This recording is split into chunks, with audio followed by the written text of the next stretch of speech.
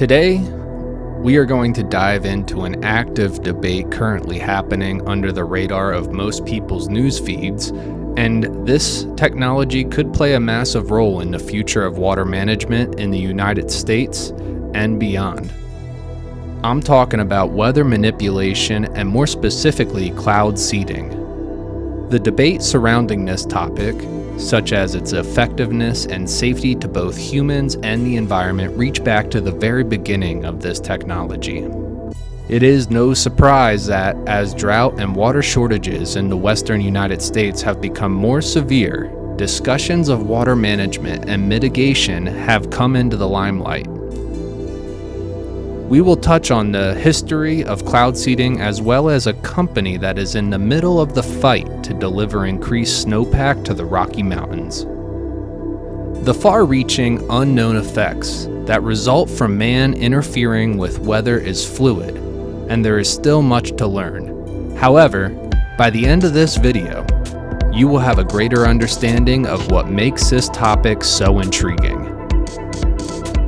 Cloud seeding dates back to the mid-1940s, when Bernard Vonnegut, brother of author Kurt Vonnegut, discovered that silver iodide could be used as an artificial nuclei within clouds to create new ice crystals. Since its inception, countries from across the globe have adopted weather manipulation techniques, such as cloud seeding to address specific climate issues and in some cases foreign policy in times of conflict. The United Arab Emirates is considered to be on the cutting edge of technology in creating new cloud seeding technologies. The average precipitation in the UAE rarely exceeds 4 inches a year, and that moisture falls primarily during the winter months. With a population of roughly 10 million people, it is not hard to figure out why the UAE has embraced this technology with open arms. Another project, which is found in Canada, is called the Alberta Hail Suppression Project. The project aims to decrease crop and property damage from hailstorm. In this project, planes equipped with flares that contain silver iodide fly into storms that detect the possibility of hail. The intention of these flares is to decrease the size of hailstones.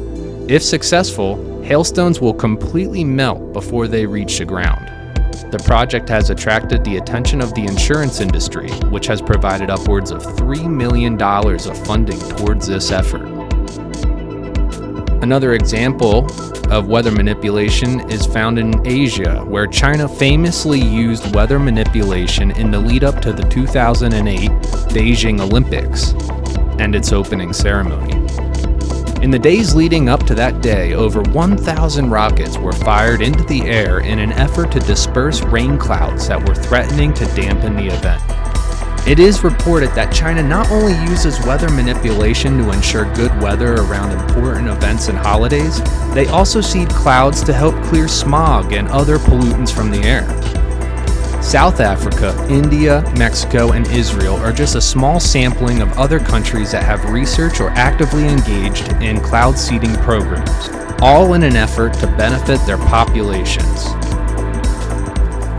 This leads me to Larry Yermstad. His company is Western Weather Consultants, based in Durango, and operates cloud seeding programs across the state of Colorado. I first found out about his company in a recent article published by the Taos News in New Mexico. Earlier this year, the company submitted a proposal to the state in an attempt to expand their cloud seeding program to the Sangre de Cristo mountain range spanning from Santa Fe to Castilla. Within this target area exist 5 ski areas. The company targeted this region due to its proximity to these resorts because they are mostly above 9,500 feet in elevation and offer the possibility of future partnerships, creating additional funding outside of the state. The proposal explains that the generators that would emit silver iodide into the atmosphere would be located on private property within 10 to 20 miles from the areas they wish to target. Using wind analysis, these generators would be located upwind of those selected targets. With 7 generators running 206 hours for the first winter, The estimated cost is placed at $55,000. Due to initial startup expenses, this figure would decrease in subsequent years. With the same funding of $55,000 in the second year of operation, the total amount of generator time would increase to 352 hours. It is worth mentioning that the state of New Mexico has allocated over $212,000 to its State Department of Agriculture this year for weather modification projects. This latest proposal is nothing new for Western Weather Consultants, as this company has been around for over 40 years. In a Summit Daily article from 2017, Yermstad recounts the company's rocky beginnings. Back in the 1970s, farmers in the San Luis Valley stalled his efforts to set up the area's first seeding operation, which aimed to increase precipitation by spraying dust into the skies. Wary of what he was up to, they blew up his radar dishes and shot at airplanes, Yermstad recalled. They said in quotes, "We're not sure you know what you're doing," he said.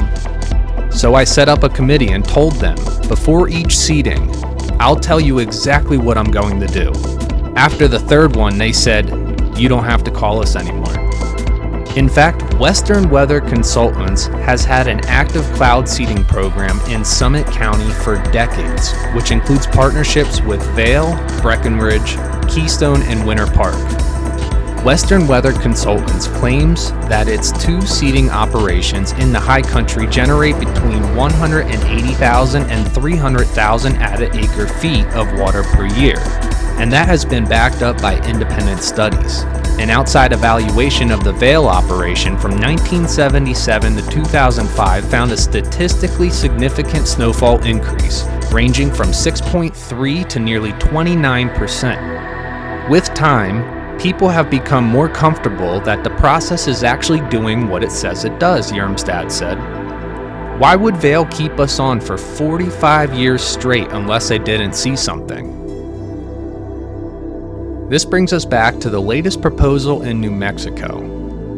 On November 29, 2021, Western Weather Consultants retracted their winter cloud seeding application.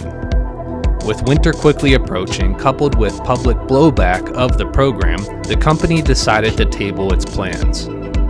Roger Badash, a Penasco resident who uses the local aquifer to help water his livestock and hay operation, said he was concerned about a potential for environmental damage.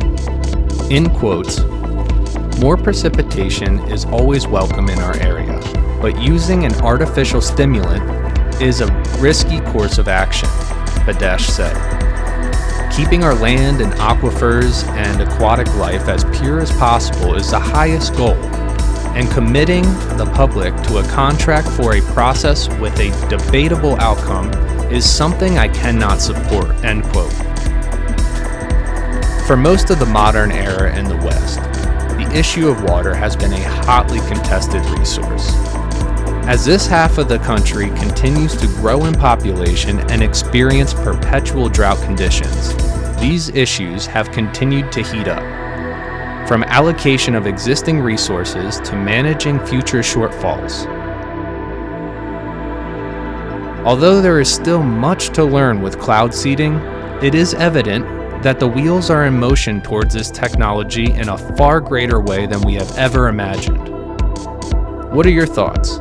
Do you support the future expansion of cloud seeding programs? Thank you for watching. If you liked this video, please like and subscribe for more content.